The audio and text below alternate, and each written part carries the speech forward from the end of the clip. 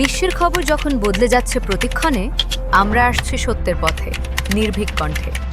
সিএনএনডব্লিউ news TV সংবাদ, যেখানে শুধু তথ্য নয়, বিশ্লেষণও সমান শক্তিশালী।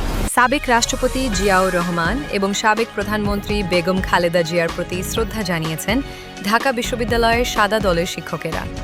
আজ রোববার সকালে রাজধানীর জিয়া উদ্যানে দুজনের কবরে ফুল দিয়ে শ্রদ্ধা নিবেদন করেন তারা। এ সময় কবর জিয়ারত ও দোয়া মোনাজাত অনুষ্ঠিত হয়।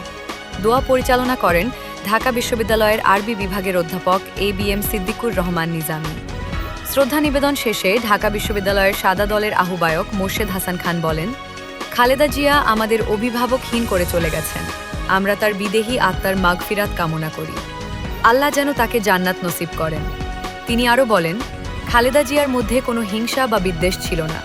ঠিক তেমনি তারেক রহমানও সবাইকে নিয়ে দেশ পরিচালনার চিন্তা করছেন।